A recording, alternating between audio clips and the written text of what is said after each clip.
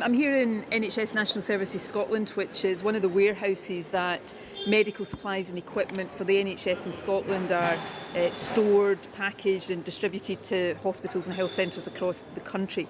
What's happening here today though is that medical supplies and medical equipment that we are taking from NHS Scotland stocks and sending to the front line in Ukraine are being packaged, ready to be taken by road to Stansted and then flown into the place where they can help people in Ukraine. So this is part of Scotland's response. It is one way, relatively small in the context of the overall magnitude of this, that Scotland can help people in Ukraine right now who are fighting so bravely for the freedom and independence of their own country, but actually fighting a battle for democracy and freedom on behalf of all of us. And we've all got a duty to do everything we can to support them and make sure they prevail. What medical kit is being sent, and will it be one-off, or is it going to continue for as long as possible? So in the initial consignments, there's about 500,000 items of equipment or medical supplies. So it's things like ventilators, it's things like bandages, it's consumables to help with taking blood from people. It's basically anything that the government of Ukraine has said that it needs. We've been given a list via the Ukrainian Government and are providing as much on that list as possible. This is an initial consignment. We will do more up to the maximum we possibly can. We hold reserves here in Scotland. Those reserves have obviously been higher than normal because of the pandemic, so we're able to release this stock without, and it's important to stress this for people in Scotland, without causing shortages for the NHS here.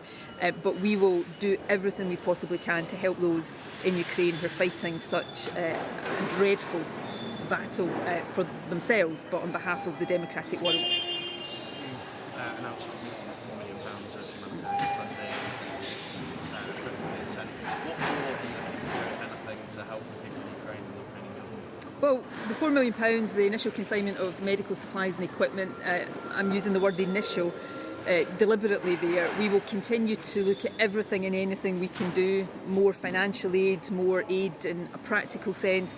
Unfortunately, and this is something all of us wish wasn't the case, the situation in Ukraine is likely to become grimmer, more deadly in the weeks and months to come, and we all have a duty to do everything we possibly can to help. So Scotland will do that. We will do everything possible, and we'll continue to respond to requests from the Ukrainian government as and when they come. But all of us have a duty to stand with Ukraine, not just in words, but in the actions we're taking right now. What can people do who are watching this crisis?